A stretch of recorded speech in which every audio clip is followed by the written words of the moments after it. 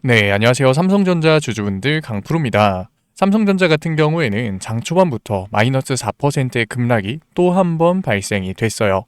그렇다 보니까 삼성전자 주주분들 같은 경우에는 이제는 정말 끝난 건 아닐까 걱정하고 계시는 주주분들 분명히 계실 거고, 또 한 번 강한 주가의 급락이 발생이 됐다 보니까 지금이 기회이지는 않을까 고민하고 계시는 주주분들 분명히 계실 거예요. 이런 분들 같은 경우에는 오늘 영상 진짜로 중요할 수밖에 없어요. 그러니까 절대 넘겨듣지 마시고 꼭 끝까지 집중해서 시청하세요. 그러면 삼성전자에서 지금 마이너스 4%의 하락이 발생된 이유부터 한번 잡아보자고요. 일단 수급에서의 움직임을 봤을 때 또 한 번 외인들의 매도가 발생이 됐고, 프로그램에서도 장 초반 230만 주라는 적지 않은 매도가 발생되고 있는 상황이에요. 증권사의 움직임을 보더라도 외국계 증권사가 일제히 삼성전자에서 짠 것처럼 매도를 던지고 있다고요. 그렇다면 외국계 증권사가 외인들이 또 한 번 삼성전자에서 강하게 매도를 던지고 있는 이유가 도대체 뭘까요? 지금 삼성전자가 보여주고 있는 주가의 급락 같은 경우에는 단순히 이란 전쟁 때문에 발생된 주가의 하락은 아니에요. 왜냐하면 어제 미국 시장이 어땠나요? 전체적으로 회복되는 모습을 보여줬다고요. 하지만 그 중에서도 메모리 반도체 기업인 마이크론이 주가가 하락하는 모습을 보여줬고, 뿐만 아니라 낸드 플래시를 다루는 기업이죠. 샌디스크 같은 경우에도 3.5%가량 주가의 급락을 보여줬다고요. 그러니까 지금 메모리 반도체 기업들 자체의 투심이 굉장히 약화되어 있는 상태라는 거예요. 그 이유가 뭘까요? 바로 어제 구글이 논문을 하나 발표를 했어요. 터보컨트라는 알고리즘을 발표를 했는데, 이 알고리즘을 적용하게 됐을 땐 메모리의 수요를 6배가량 줄일 수 있다고 해요. 그렇다 보니까 업황에서는 지금 메모리 반도체가 쇼티지 때문에 강하게 상승하고 있었는데, 이 알고리즘이 적용이 된다면 메모리 쇼티지가 해결될 수 있는 거 아니야? 라는 우려가 확산이 됐다는 거죠. 그런데 우리가 단순하게 터보컨트가 적용되면 메모리 쇼티지가 해결되니까 고점이겠네? 라고 생각을 하는 게 아니라 조금 더 깊게 생각을 해봐야 된다는 거예요. 제가 생각했을 때는 이 터보컨트 때문에 발생된 메모리 기업들의 주가의 하락은 단순히 프레임일 가능성이 높다는 거죠. 왜 그럴까요? 봐봐요. 터보컨트가 지금 상용화된 기술인가요? 아니라고요. 논문 하나가 발표가 된 거예요. 상용화가 되기 위해서는 시간이 걸릴 수밖에 없다는 거죠. 그렇기 때문에 쇼티지가 해결되기 위해서는 아직까지도 기간이 남아 있다는 거예요. 그 와중에 삼성전자의 영업이익은 지속적으로 올라갈 수밖에 없겠죠. 뿐만 아니라 봐봐요. 알고리즘이에요. 알고리즘이 적용될 하드웨어가 필요해요. 그런데 구글의 논문이라고요. 만약에 엔비디아의 논문이었다면 시장이 훨씬 더 크게 반응을 했을 거예요. 지금 하드웨어 시장의 점유율 1등이 누구예요? 엔비디아라고요. 그러한 부분을 조율해 가는 데까지도 시간이 분명히 걸릴 거라는 거죠. 그러니까 지금 시장의 우려가 빠르게 확산되고 있는 게 프레임일 뿐이라는 거예요. 차익 신호를 던지기 위한 단순한 재료가 필요했다라는 거죠. 그리고 여기서 중요한 게 뭐냐면 봐봐요. 지금 AI의 기술의 발전 속도보다 데이터 수요가 항상 빠르게 움직이고 있어요. 그렇다 보니까 메모리가 계속해서 쇼티지 현상이 발생되고 있다는 거죠. 그러면 터보컨트가 메모리 수요를 6배 줄여줬다고 했을 때 AI 기업들이 6배 줄여준 만큼의 발전만 해갈까요? 아니라고요. 최대한 빠르게 시장 점유율을 늘리기 위해서라도 6배 수요를 줄여줬으면 10배가량의 데이터를 쓰면서 AI의 발전 속도를 비약적으로 빠르게 올려나갈 거라고요. 왜냐하면 지금 AI 시장의 분위기가 어때요? 결국 한 개의 기업만 살아남을 거다. 가장 빠르게 발전된 한 개의 기업이 이 시장의 파일을 모두 다 차지할 거다라고 얘기를 하고 있잖아요. 그렇기 때문에 메모리 반도체 수요가 기술의 발전 때문에 줄어든다? 이거 자체가 프레임일 수밖에 없다는 거죠. 그러니까 지금 당장 우리가 삼성전자가 고점이다, 메모리 반도체 기업들이 고점이다 라고 생각을 하면서 매도를 던질 시기는 절대 아니라는 거예요. 그리고 보신 분들이 계실지는 모르겠지만 저는 어제 종목 분석 영상에서 분명히 얘기 드렸어요. 삼성전자 주가 상승한다고 해서 지금 시장은 조급하게 매수를 하면 안 된다. 물론 제가 구글에 터보컨텀 논문이 나올 걸 알고 얘기 드렸던 건 아니지만 증시 자체의 변동성이 크기 때문에 지금은 보수적으로 대응을 해야 된다라고 얘기를 드렸어요. 그래서 아마도 제 영상을 시청하고 계셨던 주주분들 같은 경우에는 어제 시장에서 조급하게 매수를 한 게 아니라 추가적인 변동성이 나왔을 때 기회를 잡기 위해서 삼성전자 보고 계셨을 거예요. 믿지 못하시는 주주분들 계실 것 같아서 제가 어제 올려드렸었던 영상 가져왔는데 조금만 보고서 영상 다시 한번 넘어가 볼게요. 이 영상 같은 경우에는 실제로 22시간 전 제가 어제 아침에 올려드렸었던 영상이고, 제가 여기서 뭐라고 얘기 드렸었는지 짧게 한 번만 시청해 보자고요. 이라는 거예요. 물론 제가 이렇게 얘기를 드리면 그러면 언제 돈을 버냐, 그렇게 보수적으로 잡으면 기회를 잡을 수는 있는 거냐, 눈앞에서 다 놓치는 거 아니냐 얘기하실 주주분들 분명히 계실 거예요.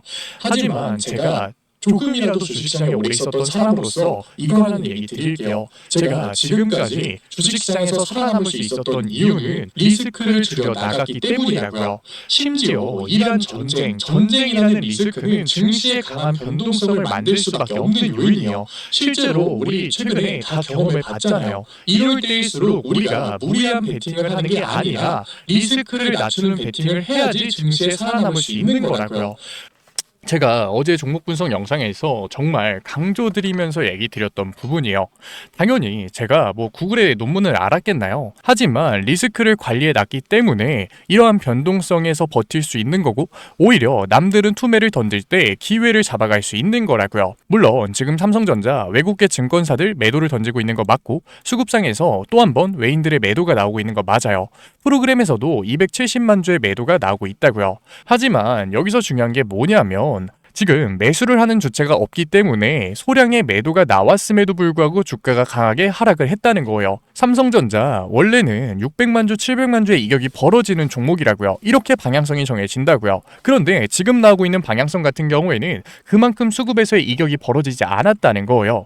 뿐만 아니라 수급에서도 외인들 100만 주, 200만 주 강하게 매도 던졌나요? 아니라고요. 70만 주밖에 이격이 벌어지지 않았다고요. 하지만 지금 시장은 개인들의 투심이 완전히 꺾여 있는 시장이기 때문에, 왜냐하면 삼성전자 이란 전쟁 이후로 3번의 과대 낙폭이 나왔잖아요. 그렇기 때문에 저점 구간에서의 매수를 받아주는 사람이 없고, 외인들이 리스크를 회피하기 위해서 매도를 던지고 있기 때문에 적은 거래량으로도 적은 주가의 하락 구간이 만들어진 거라고요. 그런데 여기서 중요한 게 뭐냐면, 지금 삼성전자 주가가 형성되어 있는 18만 원 구간의 매물대 같은 경우에는 중요한 지지 라인이라는 거예요. 대부분의 개인들이 18만 원 구간에서의 손절 라인을 잡고 있다고요. 그렇기 때문에 이 구간을 이탈하게 됐을 때는 추가적인 변동성 나올 수 있어요. 하지만 여기서 추가적인 변동성이 나왔을 땐 삼성전자가 가지고 있는 펀더멘탈보다 주가가 낮아지는 저평가 구간이 분명히 올 거고, 그렇게 됐을 때 지금 프로그램에서 매도를 던지고 있는 외인들 같은 경우에도 추세의 전환 구간이 분명히 만들어질 거라는 거예요.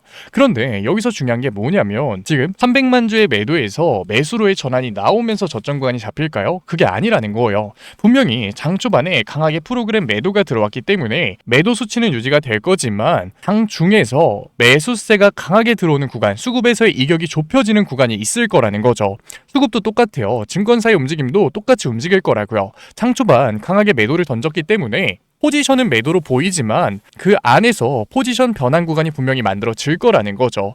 그러니까 우리는 그 구간에서의 저점만 잡아가면 되는 거라고요. 저는 오늘 장중에서 분명히 그러한 움직임 나올 수 있다고 생각을 해요.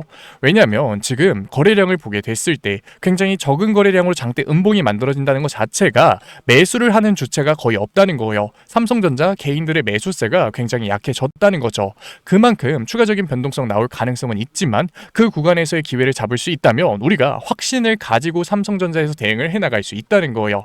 제가 삼성전자 그래서 오늘장 같은 경우에는 수급이랑 신호 보면서 잡아 드릴 거예요. 그러니까 혼자서 너무 걱정하지 마시고 제가 위에 연락처 남겨 드릴게요. 010-8037-9663. 제가 알아볼 수 있게끔 삼성이라고 딱 2글자만 남겨주세요. 문자 남겨놓으신 구독자분들에 한해서 수급에서의 신호가 만들어졌을 때 매도세가 나오고 있다고 하더라도 하락 구간 속에서 추세 전환에 대한 시그널이 나온다면 저점 구간에서 기회를 잡을 수 있게끔 실시간 대응법 보내드릴 거니까. 물론 제가 지금 100% 최고 타점을 잡아 드리겠습니다 얘기 드리는 건 절대 아니에요. 10원 단위까지 맞히는 최저점 매수를 누가 할 수 있을까요? 제가 딱 2명 알아요. 신 아니면 사기꾼. 하지만 그렇다고 해서 우리가 아쉬울 게 없는 게 정답과 가까운 선택을 못 가져갈까요? 그건 절대 아니라는 거예요. 분명히 수급에서의 신호가 나올 거고, 그러한 신호에서 기준을 가지고 대응을 한다면 충분히 정답과 가까운 선택들은 잡아 나갈 수 있다는 거죠. 제가 100%, 200%의 수익률을 보장합니다 얘기 드린 내리는 건 절대 아니에요. 이거는 누가 알까요? 이 상승 구간이 어디까지 갈지는 결국 봐야지 아는 거라고요. 하지만 제가 이거 하나는 얘기 드릴게요. 만약에 추가적인 변동성이 만들어지면서 남들은 윗구간에 매수를 하고 추가적인 변동성에 휘둘리면서 손해를 볼 때 우리는 확신을 가지면서 그 변동성을 오히려 수익률로서의 전환을 만들어갈 수 있다고. 왜? 우리는 기준을 가지고 대응을 하니까. 그래도 구독자분들 한해서 잡아드리고 있는 거니까 구독 아직까지 안 눌러주셨으면 구독 한 번만 눌러주시고 응원의 댓글과 좋아요 남겨주시면은 한 분 한 분 확인하고 있으니까 정말로 감사드리는 마음에 실시간 대응법 보내드리도록 할게요. 삼성전자 화이팅 힘내자. 응원의 댓글 남겨주시면은 물론 저도 당연히 힘을 받지만 지금 이 영상을 시청하고 계시는 삼성전자 주주분들이 정말로 힘을 많이 받으시더라고요. 그러니까 한 번만 부탁드릴게요. 삼성전자 얘기는 여기서 마무리하도록 하고 지금까지 종목 분석 영상 시청하신 삼성전자 구독자분들을 위해서 제가 시장 회복주 히든 종목으로 가져왔어요. 우리가 잘 생각해 봐야 되는 게 지금 이란 전쟁 때문에 증시가 혼조세를 보여주고 있다 보니까 언제 반등을 할까, 그대로 조정이 나오는 건 아닐까 걱정하고 계시는 주주분들 분명히 계실 거예요. 하지만 코로나 팬데믹도 우리가 겪었었고 우크라이나 전쟁도 겪었었지만 증시가 하락을 했나요? 아니죠. 결국 증시는 올라간다는 거예요. 하지만 종전이라는 키워드가 나와야 이 반등이 나오냐? 그건 아니라는 거죠. 분명히 그 전에 신호가 나오고 반등 구간이 만들어졌다고요. 하지만 우리가 그때는 그걸 알지 못한다는 거예요. 그런데 여기서 중요한 게 뭐냐면 이러한 신호가 나오자마자 급등을 하는 종목들은 분명히 존재를 했고 그러한 종목들의 특징이 있었다는 거예요. 그 특징이 뭐냐면 시장의 수혜를 받는 종목들. 두 번째는 세력들의 매집이 강하게 들어왔었던 종목들. 봐봐요. 시장의 흐름부터 한번 잡아보자고요. 지금 유가가 굉장히 빠르게 올라가고 있는데 소비자의 입장에서는 기름값만 걱정하고 있다고요. 그렇다 보니까 석유주가 눈에 보일 수밖에 없는 거예요. 하지만 우리가 시장을 생산자, 기업의 입장에서 한번 봐보자고요. 생산자의 입장에서 봤을 때 유가가 올라가잖아요. 그러면 영업이익률이 내려갈 수밖에 없어요. 그러니까 생산 단가를 낮춰야 된다는 거죠. 유가를 한 개의 기업이 움직일 수 있나요? 불가능하다고요. 그러니까 인건비를 낮출 수밖에 없다는 거예요. AI 기업들 구조조정 지금 엄청 빡세게 들어가고 있죠. 어제만 하더라도 메타가 추가적으로 구조조정을 하겠다는 기사가 나왔어요. 그런데 제조업 기업들 같은 경우에는 구조조정을 강하게 할 수 있을까요? 제한적이라는 거죠. 그러니까 제조업 기업들의 시선이 스마트 팩토리로 갈 수밖에 없다는 거예요. 이제는 스마트 팩토리가 단순한 기대감이 아니라 투자로 퀀텀 점프를 하는 거라고요. 일론 머스크가 이 기회를 놓칠까요? 안 놓칠걸요? 분명히 옵티머스 젠3 공개하면서 테슬라가 휴머노이드 최고다 떠들 거라고요. 그러니까 로봇 섹터가 이 시장의 흐름을 받을 수 있다는 거죠. 게다가 로봇 섹터 같은 경우에는 이란 전쟁 이후로 이란 전쟁 전에 강한 상승 구간을 보여줬다가 조정을 받고 있는 상태였어요. 세력들이 매집을 하면서 주가를 컨트롤하고 있었던 상태였다는 거죠. 그러니까 신호만 나온다면 곧바로 급등을 보여줄 수 있는 섹터라는 거예요. 그 중에서도 스마트 팩토리, 양산이 중요해질 수밖에 없을 거예요. 그래서 제가 아틀라스 양산에 직접적인 수혜를 받는 현대차의 협력사 시장 회복주로 가져왔으니까 지금까지 종목 분석 영상 시청하신 삼성전자 구독자분들 같은 경우에는 뒤에 영상에서 제가 다 설명드리니까 종목명이라도 한번 확인해 보세요. 왜냐면 우리가 이렇게 급등을 보여줄 종목들, 강한 상승을 보여줄 종목들 미리 알고 있었을까요? 모른다고요. 우리기술 원익홀딩스 아무도 몰랐다고요. 그러니까 그 종목명이라도 아는 거의 가치가 굉장히 높다는 거예요. 그러니까 뒤에 영상 꼭 한번 시청이라도 해보세요. 그러면 제가 가지고 온 히든 종목이 뭐냐면 현대차 관련 로봇 히든 종목이 뭐냐면 현대차가 아틀라스를 단순히 연구소에 묶어두는 게 아니라 이제는 3만 대 넘게 양산을 진행하겠다고 한 거예요. 자, 잘 생각해 보세요. 로봇의 팔다리를 만드는 기술 어디서 올까요? 갑자기 하늘에서 떨어지나요? 아니라고요. 자동차 산업 같은 경우에는 우리가 제조업의 정수라고 부를 만큼 굉장히 복잡한 구조를 가지고 있어요. 그러니까 현대차에 자동차 부품을 납품하는 회사들이 굉장히 많았다는 거죠. 그런데 현대차가 이제는 단순히 자동차 판매를 하는 회사에서 넘어서 SDV, 더 나아가서 피지컬 AI까지 넘어가고 있어요. 그런데 지금까지 현대차 자동차에 부품을 납품했던 회사들이 그대로 망할까요? 그게 아니라는 거죠. 현대차가 먼저 로봇 섹터로의 체질 개선을 성공시켰기 때문에 이제는 현대차 자동차에 부품을 납품하고 있었던 회사들이 로봇 섹터로 체질 개선을 성공시키면서 시장에 관심을 받을 수밖에 없는 거예요. 실제로 HL 만도나 현대 오토에버가 그러한 움직임을 보여줬죠. HL 만도 같은 경우에도 현대차에 자동차 부품을 납품하고 있었던 회사예요. 그런데 로봇 섹터로 엮이자마자 그대로 주가가 상승하는 모습을 보여줬어요. 현대오토에버 같은 경우에도 마찬가지죠. 현대오토에버는 SDV OS를 담당하고 있던 회사예요.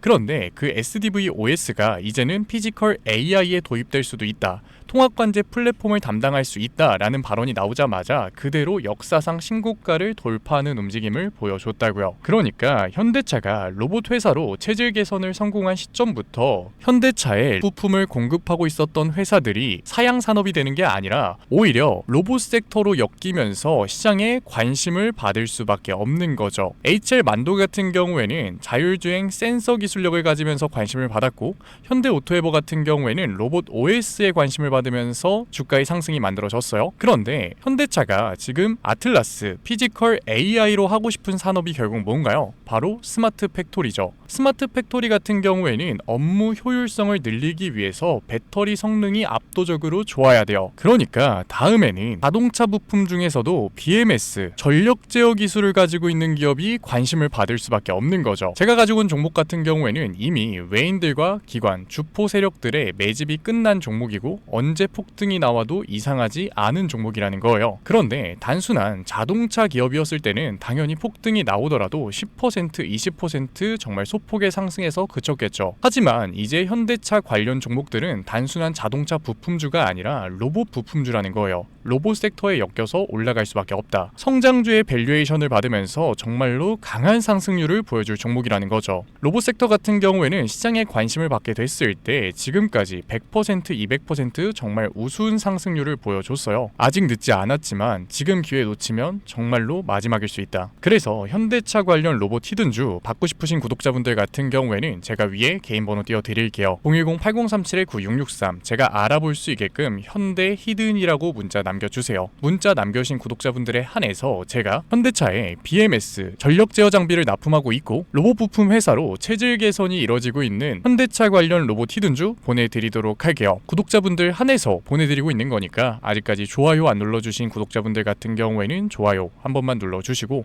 구독 안 눌러주신 주주분들 같은 경우에는 구독 한 번만 눌러주시면 정말로 감사드리는 마음에 제가 한 분 한 분 확인해서 히든주 보내드리고 있는 거니까 꼭 받아가셨으면 좋겠습니다. 분명 로봇 섹터 이제는 끝났다 라고 생각하고 계시는 주주분들 분명 계실 거예요. 하지만 현대차의 산업 구조를 잘 생각해 보자고요. 현대차 같은 경우에는 전통적으로 자동차를 만들고 있었던 제조업 회사예요. 그런데 그 제조업 회사에서 로봇 섹터로의 체질 개선이 나왔다. 테슬라 같은 경우에는 테슬라를 사용하고 있었던 사용자가 데이터를 쌓아주면서 성공을 한 케이스죠. 그런데 현대차 같은 경우에는 사용자가 아니라 직접 데이터를 쌓아 나가면 되는 회사라고요. 그리고 데이터를 쌓아 나가는 게 손해냐? 그것도 아니에요. 인건비가 압도적으로 줄어들기 때문에 오히려 영업이익이 증가하는 효과까지 만들어지죠. 그러니까 현대차가 다시 한 번 더 로봇 섹터의 패러다임을 바꿀 시기라고요. 그렇기 때문에 로봇 섹터가 끝났다? 아니요. 로봇 섹터는 현대차가 아틀라스의 양산을 발표했을 때부터 2페이지가 시작된 거라고요. 그렇기 때문에 우리가 여기서 로봇 섹터가 끝났다라고 매도를 하는 게 아니라 남들이 외면을 할 때 우리는 오히려 기회를 잡아 가야 된다라는 거예요. 그래서 제가 현대차 관련 로봇 히든주 열심히 찾아서 가져온 거니까